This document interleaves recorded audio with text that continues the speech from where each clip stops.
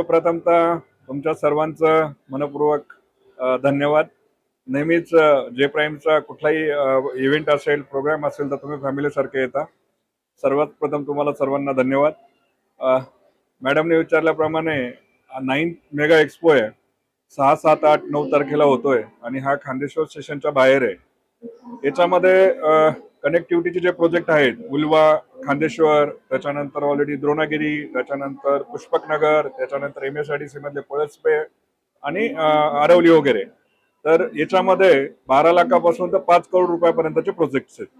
तर कस्टमरसाठी ही एक right opportunity आहे. म्हणजे नवी मुंबई इंटरनॅशनल एअरपोर्ट चालू झालंय आणि आताच प्रॉपर्टीचे रेट हाईक होतात आहेत आणि त्याच वेळेस हा एक्सपो होतोय. तर हा एक्सपो रिमार्केबल असेल येणाऱ्या कालावधीसाठी. Yes, definitely ma'am. तुम्ही कुणालाही जरी विचारलं पुष्पकनगर, तर पुष्पकनगर ऑलरेडी जय प्राईम आणि पुष्पकनगर असं एक समीकरणच झालेलं आहे. म्हणजे पुष्पकनगरला लँडमार्क काय असेल तर जय प्राईम म्हणजे पुष्पकनगर असं एक ते समीकरण आहे. नंबर 2, आपले जे अपकमिंग प्रोजेक्ट आहेत आणि ऑनगोईंग प्रोजेक्ट आहेत. ऑनगोईंग जे प्रोजेक्ट आहेत पुष्पकनगर आणि पुष्पक नोड मध्ये आपले ऑनगोईंग प्रोजेक्ट्स आहेत. अपकमिंग प्रोजेक्ट मध्ये रिडेव्हलपमेंट मध्ये खांदा कॉलनी, नेरूळ आणि ऐरोली मध्ये 3 ठिकाणी आपण ऑलरेडी रिडेव्हलपमेंट मध्ये प्रोजेक्ट चालू करतोय. त्यातला एक प्रोजेक्ट ऑलरेडी चालू केलाय.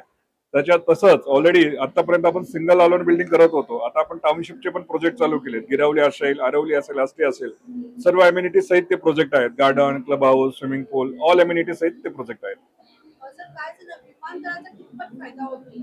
विमानतळाचा फायदा असा आहे मॅडम, विमानतळाचा सामान्य माणसाला असा प्रश्न पडतो, विमानतळ आल्यामुळे आम्हाला काय फायदा होणार आहे त्याच्यामध्ये. पण विमानतळ आल्यामुळे सगळ्यात मोठी गोष्ट अशी आहे की त्या एरियाची कनेक्टिव्हिटी वाढते, 5 स्टार हॉटेल्स येतात, इंडस्ट्री येते, त्याच्यानंतर IT पार्क्स येतात. विविध इंडस्ट्री आल्यामुळे काय होतं की त्या एरियाचे जे रेट्स आहेत ते ऑटोमॅटिकली ऑलरेडी पंपअप होतात. एक्झाम्पल, आता ऑलरेडी तुम्ही जर कुठलाही कामोठा घ्या, करंजडे घ्या, पुष्पकनगर घ्या, उल्वे घ्या, यांचे 3 वर्षापूर्वीचे रेट कम्पेअर केले तर ऑलमोस्ट डबलच्या बरोबर हे रेट आहेत ऑलरेडी. म्हणजे कामोठा 4-4.5 हजार होतात, आज 9 ते 10 हजार रुपये.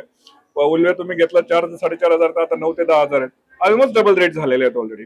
आणि एअरपोर्टचे आणि ते लँडचे रेट पण ऑलरेडी 30 to 40% हाईक झालेले आहेत. सर्वप्रथम मॅडम, जे प्राईम क्वालिटीमध्ये कुठलंच कॉम्प्रोमाइज करत नाही.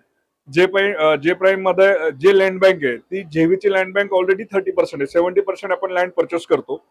तिसरी गोष्ट अशी आहे, लँड ओनरचा विषय नसल्यामुळे ते प्रोजेक्ट टाइमली डिलिव्हरी 12 मंथ ते 36 मंथ मध्ये ते डिलिव्हरी टाइमली कम्प्लिटेड होतात. आणि जे प्राईम बरोबर लोकल, नॅशनल आणि इंटरनॅशनल तिन्ही ठिकाणचा चांगल्यापैकी सपोर्ट असल्यामुळे जे प्राईमने आतापर्यंत 850 लोकांना जी घरं दिलीत ऑलरेडी ती बिफोर टाइमली दिलेली आहेत ऑलरेडी. म्हणून जे प्राईम वरती विश्वास ठेवणार. जे प्राईमचं आता प्री लॉन्चिंग झाली आहे एका प्रोजेक्टची गिरवल्यामध्ये.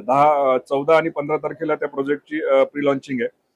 एक्सपो मध्ये बऱ्याचशा प्रॉपर्टी ऑलरेडी आहेत आणि ज्यावेळी वन विंडो बऱ्याचशा प्रॉपर्टी कस्टमरला एक्सप्लोर करायला भेटतात त्यावेळी कस्टमरला डिसिजन घेणं सोपं जातं. म्हणजे एखाद्या डेव्हलपर्सकडे व्हिजिट केली आणि परत घरी जाऊन मग दुसऱ्या डेव्हलपरकडे व्हिजिट करायची आहे तर त्यांना ते कम्पॅरिझन थोडंसं डिफिकल्ट असतं.